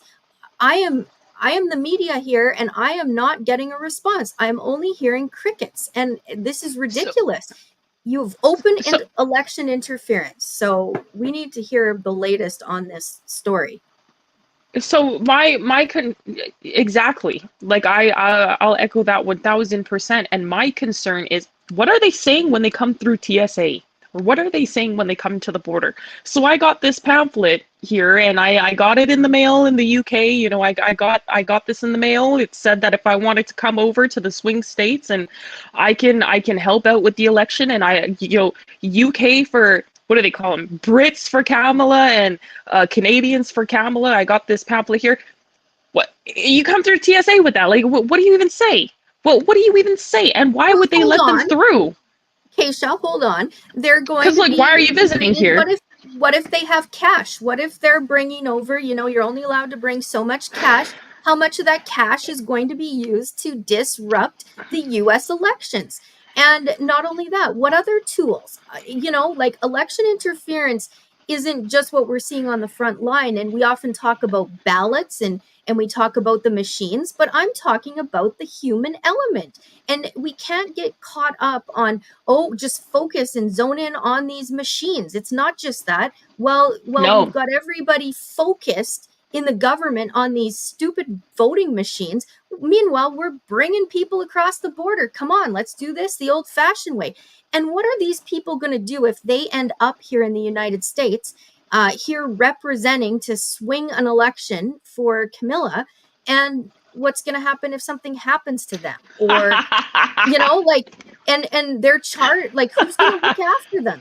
The thought process here, that's why we need to have a community task force on election integrity immediately. The fact we don't have one, I can't believe that. But and we need to see some pressers. I've been patient, but this is beyond acceptable. We know these meetings have been on the books since October 2nd. So I can only imagine by today, it's Thursday, or we're heading up to Thursday. I just think we're going to hear something. So I have all the faith in the world at this point. I'm not going to give up on our good people in the FBI, our good people that are following this in the Pentagon, good people in the State Department. People are on this on the U.S. side. And I'm sure the Russian embassy is probably watching this and going, you guys did this to us and you're not doing anything just because they're Canadian women. I say throw the book. Throw the entire book. Throw the library. I don't, at this point, throw the whole building. This is, and you touched on a really important point, what you said about the money, because you're only allowed to spend a certain amount, right? But mind you, when you come for travel, mind you, they said that they are only allowed to spend up to $1,000 to help. I've been to the UK. That flight alone, that 8-hour flight, from Canada, I flew from Toronto, and it was an 8-hour flight, and it was almost $1,000 just for the flight both ways. That's almost $1,000 in the flight itself. So if you fly, if you fly. Well, and if you're driving, if you fly from UK to swing states in America, there's no way in hell you're only spending $1,000. What are you coming and telling people? Oh, well, I'm here on vacation. And then why you're just here on vacation? You're just conveniently and coincidentally. This is impossible. This is financially impossible. The hotel costs, the food, the travel, because you have to rent a car, all these things, traveling to these events and doing all this other stuff. Stop the cap. Arrest these people. Stop the cap. Unbelievable. This is not rocket science. The rules are $1,000. You can't drive very far and book a hotel for one room. And your purpose of being here is, well, I'm a Canadian and I'm here to swing the U.S. election. And, right there, before they even leave the airport, before they even come onto foreign soil. They shouldn't even get to leave the airport. Well, right, because the first question border check is going to ask him is, where are you going? Well, I'm going to the United States. Well, how long are you there for? How much money are you bringing? And do we know who's coming over and representing? Have we done a check on these individuals? It's a crime happening before our very eyes in real time.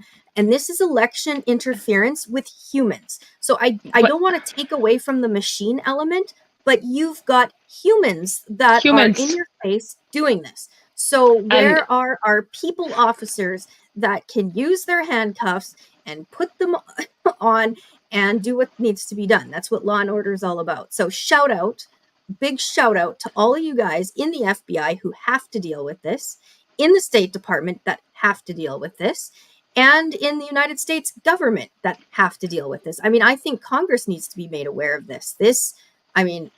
Senate, all of them. CCM 100%. Today. You know what I'm wondering?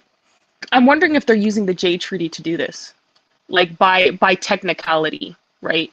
If behind closed doors, they're using the technicality of J Treaty. Because under the J Treaty, British subjects and Canadian citizens, or British subjects born in Canada, so British subjects and British subjects born in Canada, American citizens and Indians have the right of passage without hindrance, work, trade, all this stuff, right? We know that under Article 3 of the Jay Treaty. And this is also why it needs to get fixed. It needs to be dealt with, because I'm sure this is in large part what they've done with the Jay Treaties, in large part how they've been affecting a whole boatload of crimes. Like, and nobody's looking at it, and people need to go back to the Jay Treaty and start looking at it, because the amount of egregious filth and nonsense that's happening right now wouldn't be happening if they fixed the Jay Treaty, if they actually upheld it and fixed it. And, you know, now with what's going, and I'm not saying that what they're doing is right. No, it's wrong. But I'm wondering if they're using technicalities to get away with what they're doing, because now they're talking about financial stuff, and it might not be that way, but I'm looking at this based on what I know from the Jay Treaty, and they're using financial policies to subvert and do this stuff. But it's like, that doesn't even make sense, because there's no way that financially you can on the books or off the books justify what they've stated there. Keir Starmer is an idiot. Like, I don't know. I don't know if he's worse than Trudeau. No one, I mean, Trudeau might be the worst, but that guy is like a genuine fool. And I mean, I don't know what more blatant kick in the teeth you can give other than what they've been doing the last little while. Like, it's like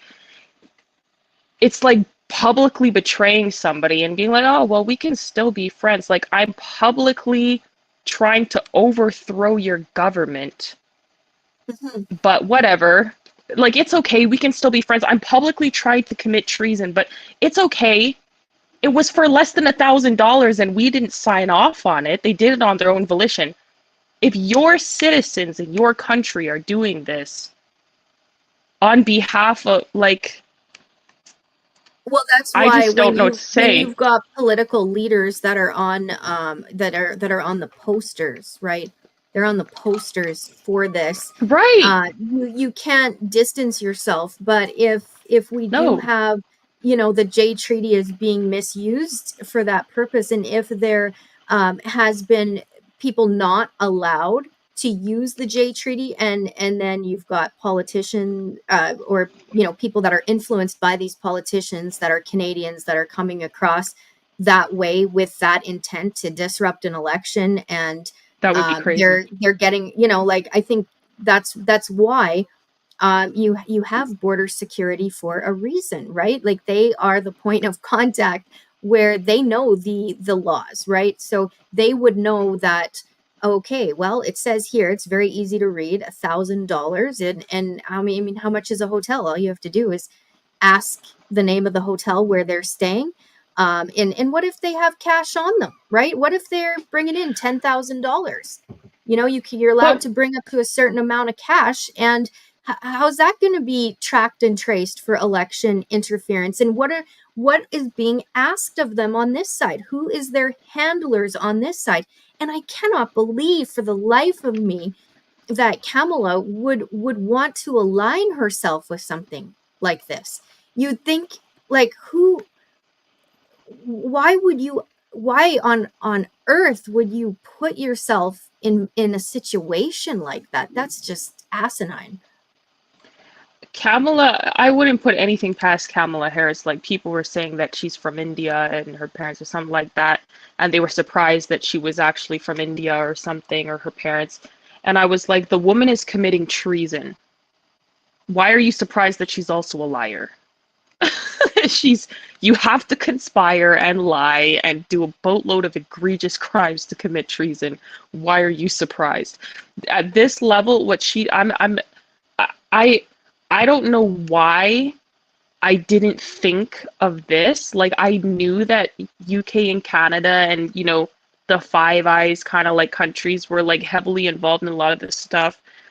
But this is a new level of, they dropped a new tactic, you know, that I wasn't expecting. And the fact that they can do this so publicly and the world is watching. What if China or North Korea or Russia actually one day decides, I'm going to send out pamphlets to Canadians and UK people and Americans, and I'm going to say, do you want to go to swing states and do some candidacy for Russia? Like, at this point, we have no country. They're showing that we have no country, we have no laws, we have no order. There are good people in government. I'm sure that they're being destroyed and devastated. I'm wondering to myself, the people that come into the country and that they're doing this stuff, are they taking advantage of the visas that they're giving people? Are they actually coming through Mexico? Are they coming through because, everyone who comes through Mexico, they give them that visa with thousands of dollars, and are they coming in documented? Are they voting? If they're doing this, I sincerely doubt that they would spend all that money to come to the United States only to campaign for these people. What other crimes are they committing while they are here? Yeah. That's why we have our intelligence agencies here. And, if you visit FBI.gov, or you can, just start there, and they're going to have, obviously, when they're in the know as to what's, crimes are being plotted and planned, they have an obligation to do something. I would be very interested. In fact, I would put that out there that I would be open to speaking with Putin and just talk openly. I'd be very interested in knowing what just A through Z, every step, that, because we heard Russia, and I would like to hear how from the horse's mouth. Right from the horse's mouth. I would be very interested in having him on my show, on my international radio show, and going into that, because this is an international topic, and you're bringing up from a national security concern standpoint, how many other countries are watching this and going, hey, that's a good idea. Let's do that too. They have a big, huge grease fire. The United States has a grease fire on their hands, and we need to deploy some resources fast. And I don't know why we're not seeing any pressers about this on a daily basis. I check in with my contacts and I said, are there bilateral meetings? Am I missing something here? I'm subscribed, I'm watching, I'm listening. Crickets. And I am done with hearing crickets. It's time for action. And you can prevent a crime from happening here. And I think I'm going to make a call. I would like to know. And, I live in a fishbowl, so everybody can have a listen and hear what Putin has to say, if he's willing to talk about what the treatment was like. Because there was treatment that took place, there was consequences. Oh, there were emails, there were phone calls. I want to know all of it. I want to be CC'd on all of that. And then let's apply it against the UK, and let's apply it against Canada. And let's make sure all the checks and balances are there. And it's the same. You should not get off on election interference because, oh, you're just a Canadian female communist. Go easy on her. I don't think so. Yeah, she's a female. No. You do the crime. I agree. You do the time. And whatever that looks like.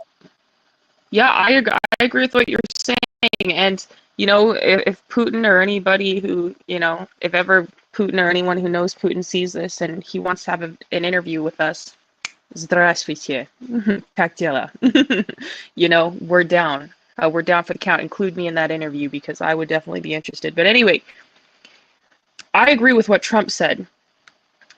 He doesn't care. Anyone who's doing treason or trafficking, human trafficking, with women or children, doesn't matter.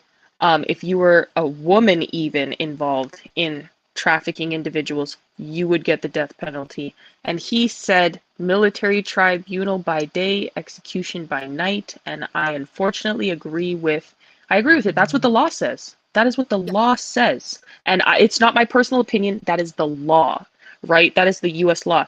And I don't care if you're in America, and it doesn't matter what part of the world you're in. You cannot commit election interference and treason against the United States. You can't be involved in stuff like that. You can be extradited. They have dirty extradition laws here in the U.S., and you think they're going to let you at any corner of the earth just run like a rat and escape? No. You're not going to escape this. We have a world stage watching, and it's disgusting that this is happening en masse. It's disgusting that this is so public. I'm not saying that we should be like the Crown and sweep everything under the rug, because that's what they do. We know.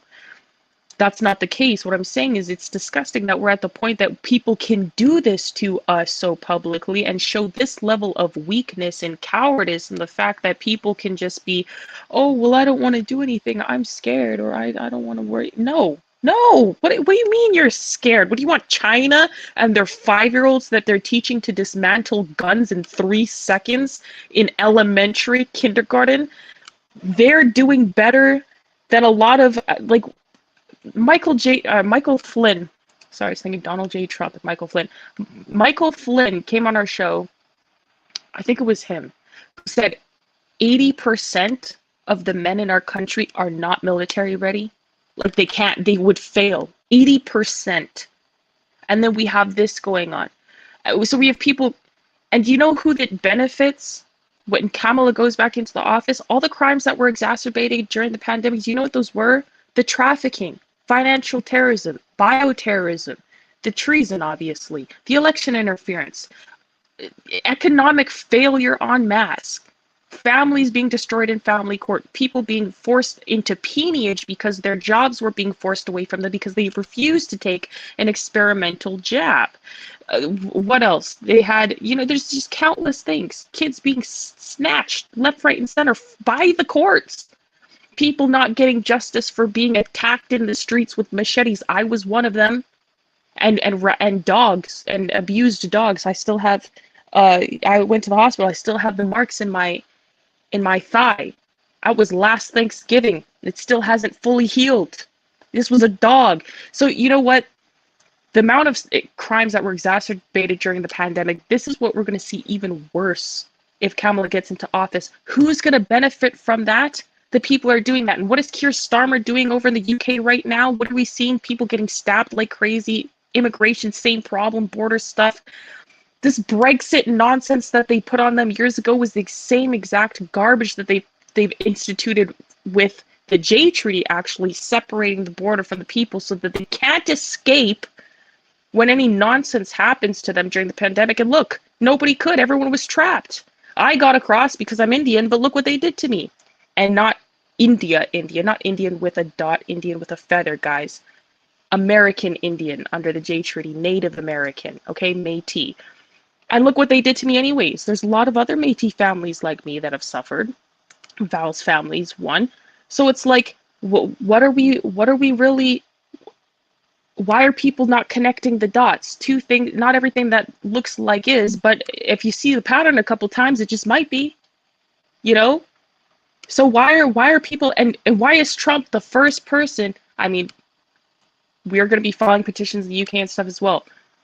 Why does Trump have to be the one? Who else is going forward and saying, you know what, these are crimes? Who else in government is going forward? He's not in government right now. He's like my dad. He's not in government. He's just going around continuing to do stuff. He's obviously campaigning right now, but who else in government is going around being like, you know what, we need to file something against you. We need to file something in court against these people, or we need to file something, some petition or whatever, because this is crime. And what do you think it means when they're like, when they've said that this is 283rd anniversary or something of us separating from the Great Britain or United Kingdom, 243rd anniversary of the surrender of British forces at the Battle of Yorktown, the military victory, and that they have, the president campaign for Harris had forgotten the message. Do you think that's a light statement to make? Do you think that's a la da da da da ha ha ha? No. What kind of world are we living in? This is what I was talking about last night, where we're literally in the Matrix. Everybody's in a different universe. Some people literally have no concept of consequences for their actions. They think that they can do whatever they want and get away with it, and that it's just going to be like, ha ha ha. Well, I'm a female communist. I'm a part of this agenda, and I'm a feminist. I can do whatever I want in this society. They're not going to punish me. They're going to give you a slap on the wrist. Ha ha ha.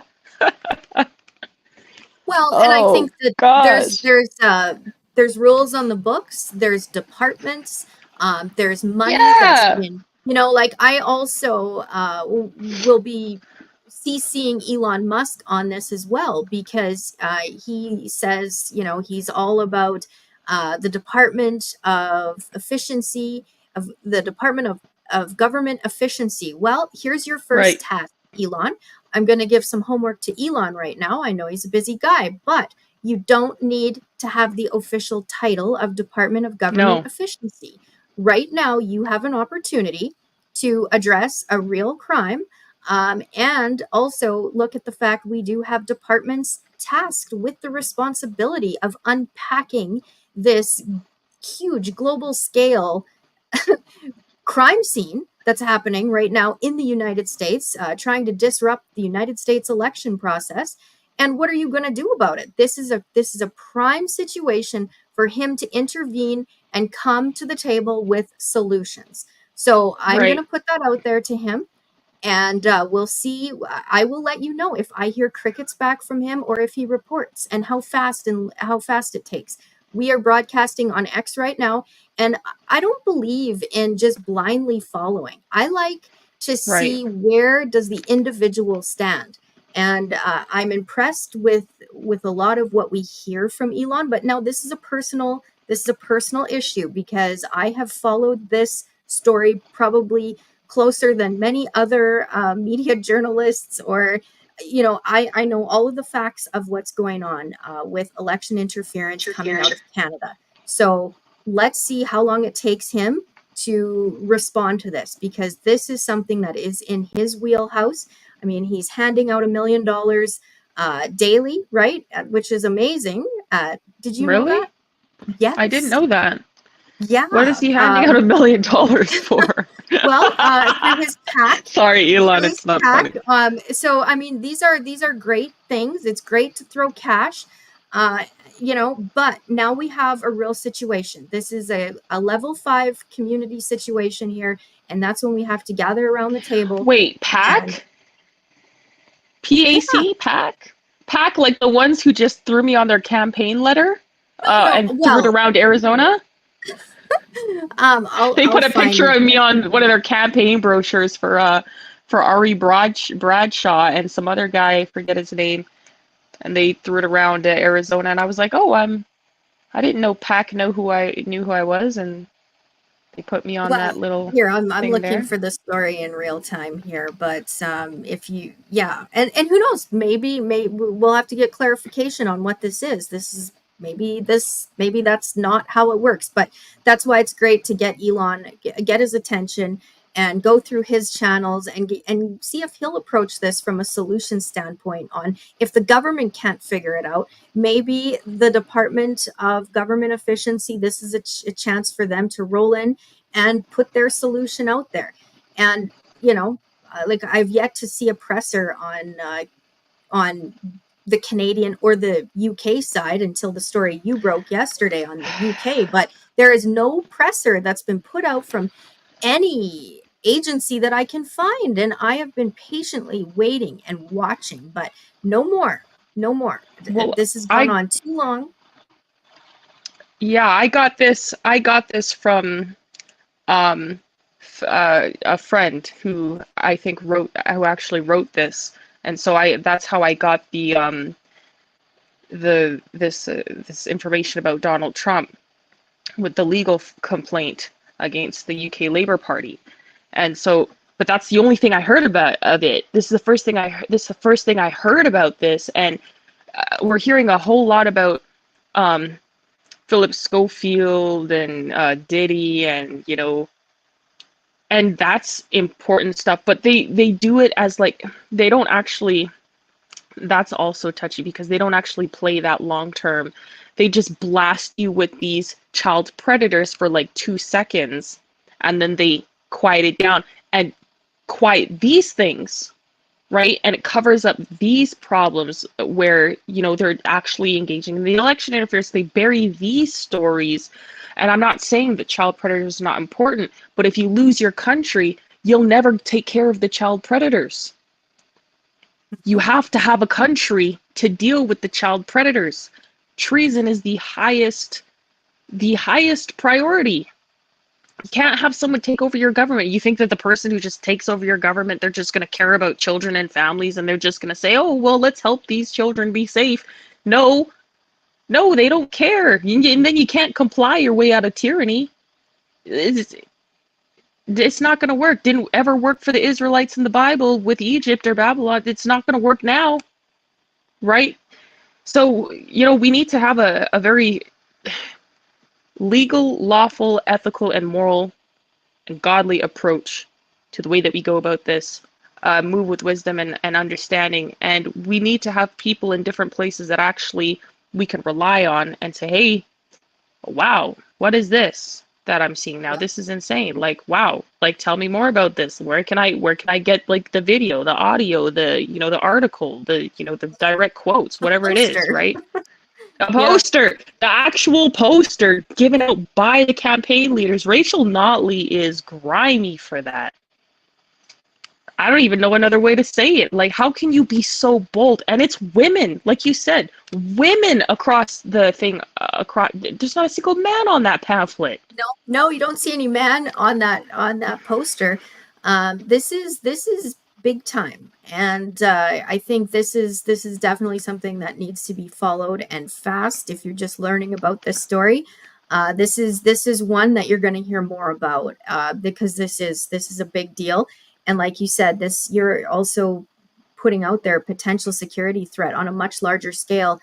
If other communist countries are following this and saying, well, hey, if they can do it, why can't we?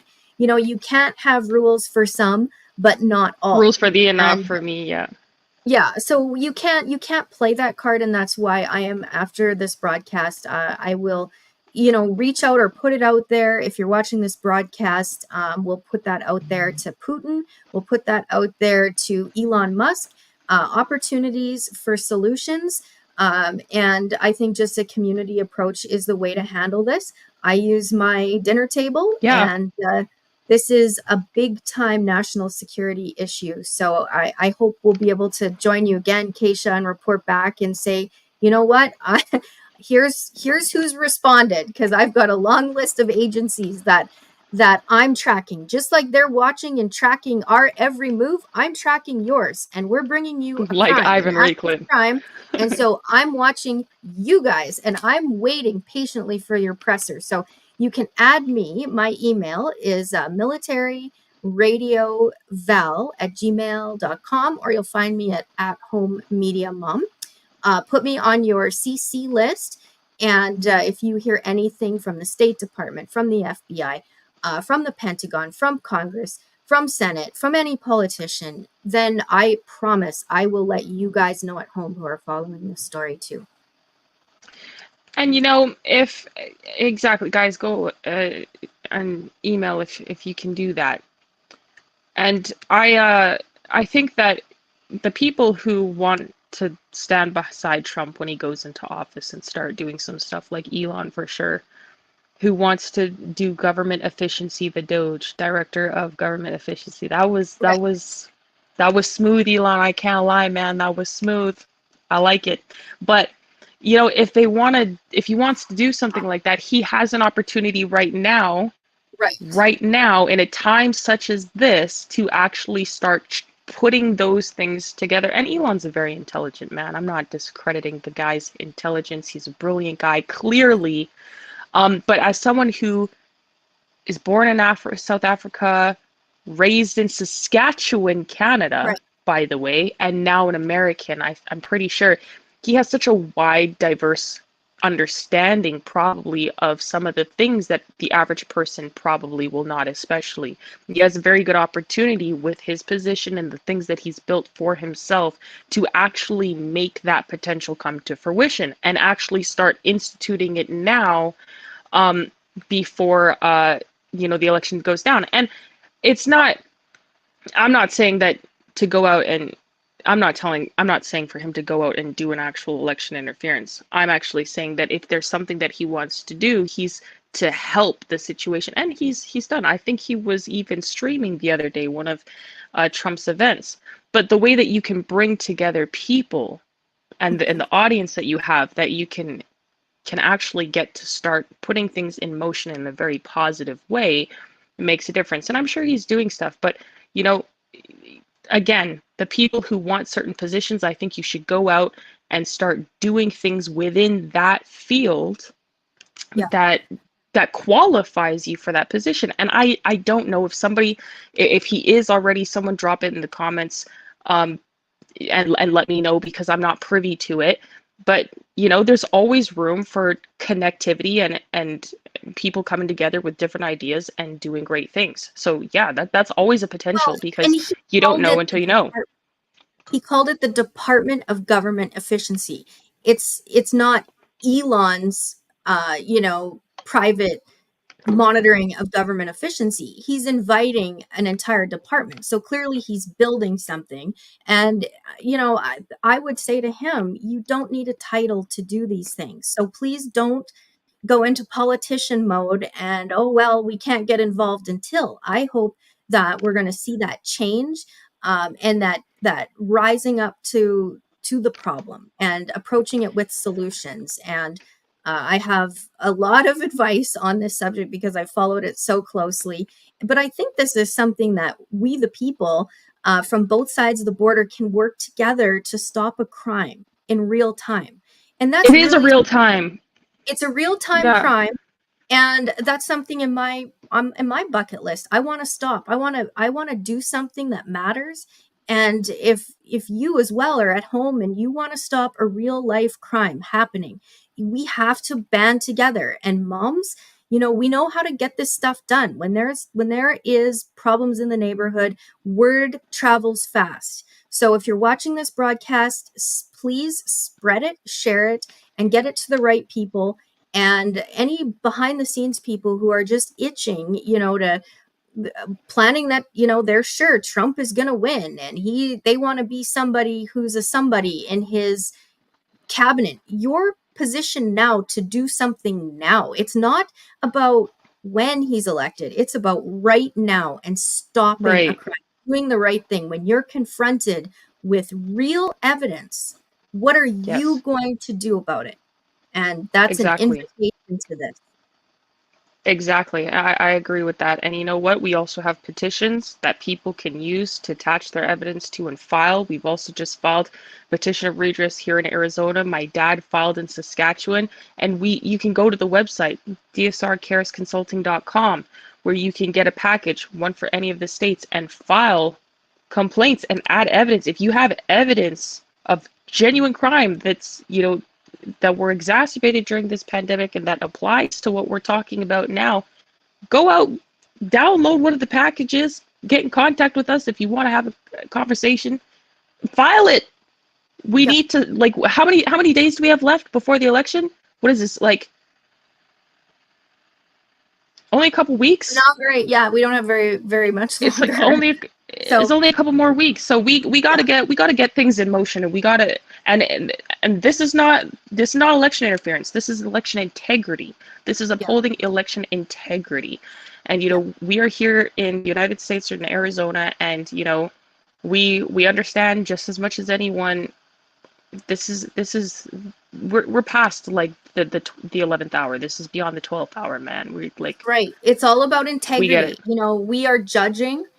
Those that know what's happening are sitting in a seat of judgment right now.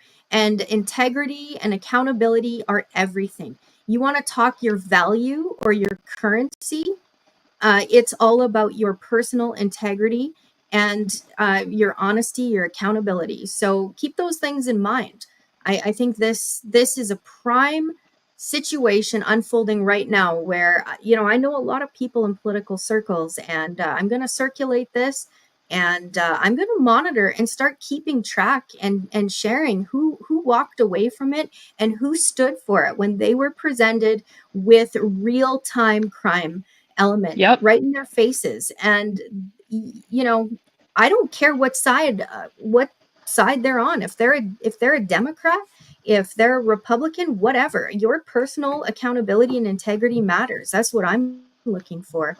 So let's hope that we can be a part of securing the election integrity this election. That's Exactly. important. So Exactly. important. So thank you guys. Thank you, Val, for joining us. Thank you guys for joining us. You see, I'm looking here. I'm looking here. I'm Miss Producer today, okay? Because my dad, uh, he's campaigning. So, um, I'm gonna say a quick prayer. I'm gonna try to say a quick prayer for everything, all the work that we're doing, because we, in a time such as this, we need prayer. We have to remember that God is the one in control of everything, and we can only go by his leading. And we have to take actions every day to make things happen, but it's at the guidance of God, and we know that he always wins. So at the end of the day, it's impossible to lose. No weapon formed against us will prosper, but we have to do what's necessary to make that happen. So I'm going to do a quick prayer, and then I'm going to close. Thank you, guys. So thank you, Jesus, for this day. Thank you for being able to come together with Val and my dad for his campaign. And please help him to be able to reach the people that are there and find the needs of them, so that they can get the help that they desire, and that we can create a good community, and just the community can just be blessed. Bless the work that Val is doing, and all the information that she's collecting and giving out to her audience, and help us to be able to build more bridges with more people that can create a good system of information that can really help people understand the truth of what's going on. Please bless all the work that we are doing. Please fill us with the Holy Spirit and guide us in every direction that you are putting us to go. And please help us to just move with wisdom and discernment, and be able to stay encouraged in this difficult time, but help us to stay united and focus on our integrity and honor, and just doing your will above all things. So thank you for all that you've done and will continue to do for all of us. In Jesus' name I pray, amen. Thank you guys for the show, and hopefully, as I sometimes do these alone, I'll get a little better. But I thank you guys. Please get involved, not in the way these guys are getting involved. That is crime. There's something very wrong with that, and it needs to be looked into by the different agencies, the good people involved in them. And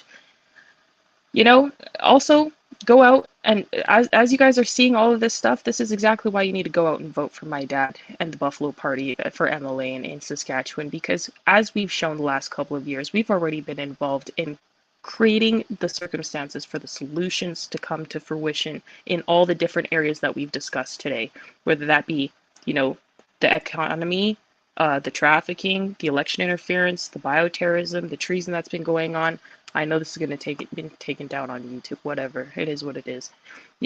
All the crimes that have been happening, the way the families have been destroyed, the attack on Christianity. We are Christians. Whatever the case may be, he's shown every step of the way, no matter what happens to him, no matter what persecution comes to him, he's not going to cower. He's not going to change his moral integrity. He's going to stand for God. He's going to stand for what's right, and he's going to do what's necessary for his family. Rain or sunshine, didn't matter. He could have nothing in his pocket. He was still fighting for the freedom of his family and everyone else. So if you want change, go out and vote for Dale Richardson, because a vote for Dale Richardson is a vote for change. Thank you, everybody. And I'll catch you guys in the next one. And Val's information should be down in descriptions below. And to my dearest Karis, and to meet again, my friend, and we will ciao.